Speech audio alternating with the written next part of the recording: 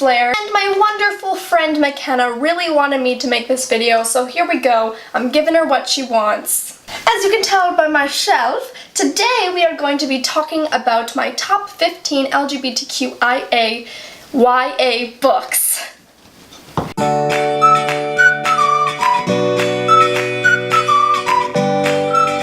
The order of these isn't really important. Top 5 are like my most favorite though. Okay, so I think I'm just gonna jump right in. Coming in at number 15 is Anything Could Happen by Walton.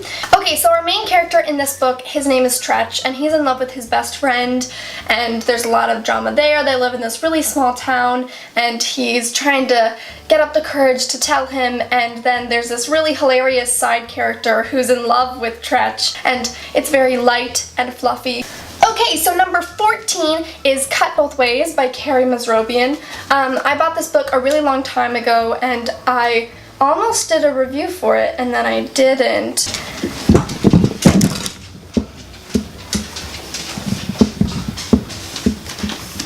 So this book is about a boy who is bisexual. In the author's note, she actually points out that she never uses the word bisexual, but that's pretty much what the story is about. Ma! Wow. I'm filming a video. Okay. So just know that I'm not talking to myself. Our main character's name is Will. He has a girlfriend named Brandy and then a best friend named Angus, and he kind of goes back and forth because when he's at his dad's, because his parents are divorced, he's with Brandy, and then when he's at his mom's, he's with Angus. And so he doesn't know what to do because he's in love with both of them, and it's a ride. It's a ride. I didn't like this one as much. I really like the cover though. Coming in at number 13 is Boy Meets Boy by David Levithan. David Levithan, I love you so much. He is also on this list at another spot.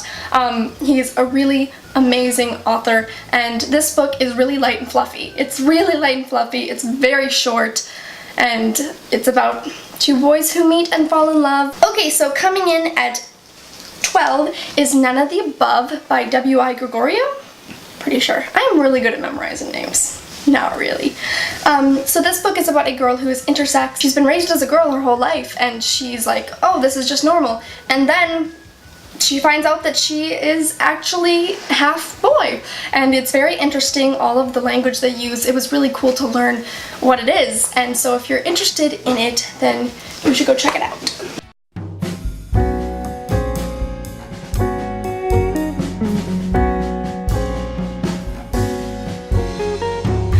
So number 10 is Don't Let Me Go by J.H. Trumbull. More adult-ish, so if you're like below 16 then you probably shouldn't read it. It's not really well known, but it's a pretty big book. I read it as an ebook, so like, you know, technology. It's these two boys who like met in high school, and then they're separated because the older one goes to college, and so it's kind of like a long-distance relationship, and it's kind of their story.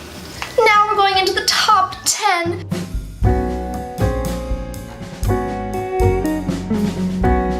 That was actually number 10. But number 9 is Will Grayson by John Green and David Levithan, and this book is quite good. Our first Will Grayson is actually straight, and then our second Will Grayson is gay, and he falls in love with the first Will Grayson's best friend. Yeah. I actually did a review of it with other books that I first started reading on my other channel when I didn't have a book channel, so you should go check it out. I'll put a link in the description below. If I have any reviews for these books, I'll put them in the doobly-doo, so make sure to check them out. Number 8 is Openly Straight by Bill Konigsberg. It's right here. Hopefully you can see it. This book is really good. I enjoyed it. It's more fluffy. Our main character is kind of the calendar gay boy in his town. Everybody knows about it. He's the head of the council for the Gay Straight Alliance. He's kind of like known for being gay because he came out when he was younger. So our main character goes to a boarding school and doesn't tell anybody that he's gay. So he's openly straight, and then he falls in love with a friend, but his friend doesn't know he's gay, and it's just like, it's really good. Bill is coming out with the second book, and I'm really excited about it. It's coming out next year, and I'm freaking out. Okay, so number 7 is Symptoms of Being Human by Jeff Garvin. This book is about a person who is gender fluid, and it's very good. I listened to it on Audible. If you ever want to learn about gender fluidity, this is your book. It's amazing, you get to be in their head, and I loved it. Number 6 is I'll Give You the Sun by Jandy Nelson. This was one of the first books I ever read on BookTube. Also, if you go back in time, I have a very, very old book review, but you can check that out. This book is about two twins. One of them is a girl, one of them is a boy, and the boy is actually gay. And he falls in love with someone, and most of the book is actually the girl, but that little bit of seeing the boy's life is pretty great. The main synopsis of it is that their mother just died and they're both dealing with that.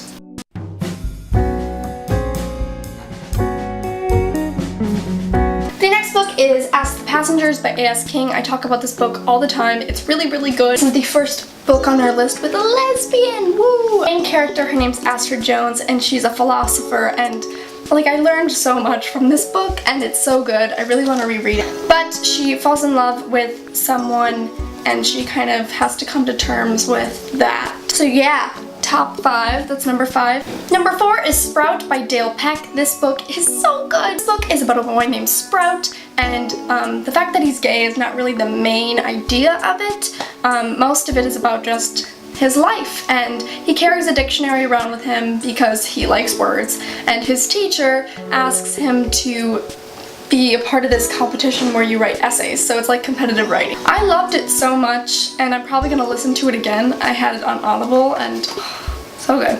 Number 3 is Aristotle and Dante Discover the Secrets of the Universe. This book is so good. I have a review for this.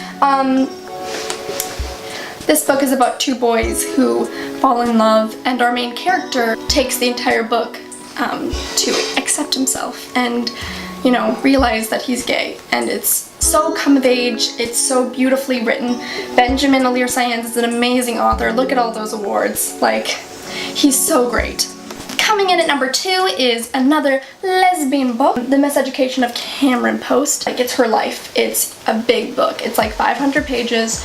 I read it in like 2 days. It's Emily Danforth's first book, and it's just so beautifully written. The hardest part, I have a review for this one. The hardest part of this book is that her family sends her to a de-gaying camp, and it's really, really hard to read that part, but it's so educational, learning about what those kids went through. It amazes me how horrible people are, you know? This book is really good, and I loved it. And finally, number 1, this should not be hard. It's of course Simon versus the Homo Sapiens Agenda by Becky Albertalli. This book is my life. Like, I literally love this book. I also listened to this on audiobook. It's beautiful and amazing, and Becky has a new book and I'm freaking out. Like, I texted my friend who also read this, and I was like, scared. She has another book, she has another book. And then I took a picture of myself, like, when you figure out your favorite author has a new book, and I'm like freaking out, and it's gonna be so good, and I'm so excited. This book is about a boy named Simon, and nobody really knows that he's gay, but he's being blackmailed by a friend because the friend wants to get with his friend. And there's also a love story, and it's amazing, and I love it. It's so good. Okay, that's it. That's my top 15 LGBTQIA books. I love them, as you can see. If I have not named any, if you have any favorites, please comment below, because honestly, sometimes I just search for them on Goodreads because I need more. Thank you guys so much for watching. Make sure to like, comment, and subscribe, and I'll see you guys next time.